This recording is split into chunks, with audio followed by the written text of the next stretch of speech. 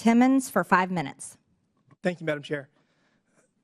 My colleagues across the aisle are quick to judge the actions of this president in the early days of his administration.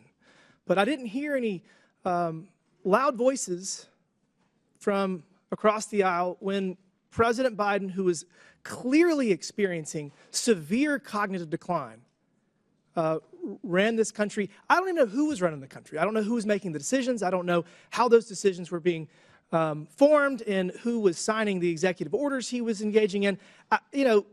So it's just very rich that I'm hearing all of these concerns about President Trump's efforts to negotiate peace in Ukraine and the manner in which he's going about it. And I hate it, but I think I have to set the record straight, because President Trump and his team went to Munich to the security conference just weeks ago, and they were engaged in diplomacy. They were trying to create an opportunity for the United States to have a financial and economic interest in the future of Ukraine, and that was through a minerals deal. The U.S. has a strategic interest in having a long-term supply chain for rare earth minerals, and so President Trump said, we can get on board with this, let's do this. It might not be the NATO membership that they want, but it's a close second. And so your concern is related to those conversations, because Zelensky originally said, yes, let's do it. That sounds like a good deal. And then within 24 hours, he backtracked. He did a 180. And he actually started disparaging President Trump. And he was disparaging the administration. So, yeah, President Trump said some things and tried to create pressure to then bring Zelensky back to the table. Whoa, guess what? Guess who's on the way to Washington to sign the minerals deal? So I get it that my colleagues across the aisle want to throw stones at everything that President Trump does. My favorite was when President Trump was engaging with Canada and Mexico, and the Democrats didn't even have time to throw stones at his attempt to bring them to the table to secure their side of the border, because it only took them 4 or 5 hours to come to the table. The articles hadn't even gone to print yet. So, look, President Trump is going to negotiate peace in Ukraine. He's going to bring all of our hostages home in Gaza, and he has deserved the leeway. Now to the issue at hand, USAID.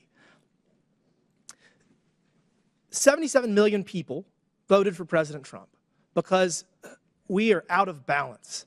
The Biden administration, whoever was running the show, engaged in ridiculous policies that the American people disagree with, whether it's with DEI or trans policies, whatever it is.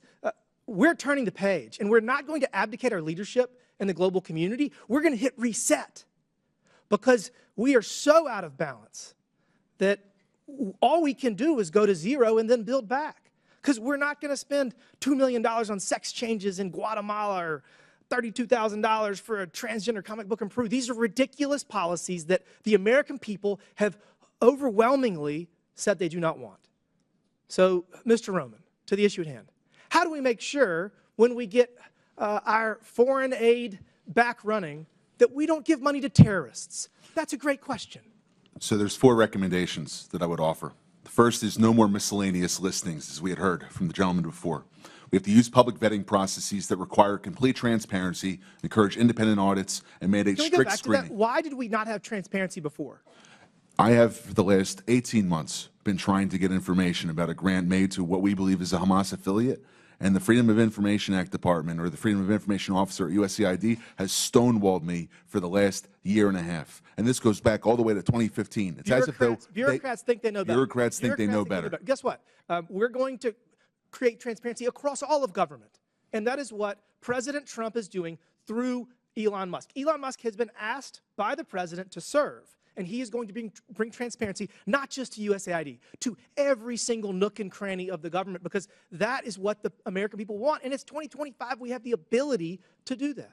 Mr. Roman, continue. What else can we do to make sure? I'll go quick. I know we're limited. Stronger accountability mechanisms, clawback provisions, stiff penalties for misuse, criminal investigations if you go towards the terrorism financing. The State Department, under Secretary Rubio's review, must have a roadmap for better oversight. And lastly, the legislature must give teeth to its funding bills. We have to be able to have robust penalties, transparency mandates, and real-time oversight tools rather than waiting 3 years to get reports from contractors when they've already committed the violation past the statute of limitations. I'm out of time. We all know sunlight is the best disinfectant, and that's the path forward.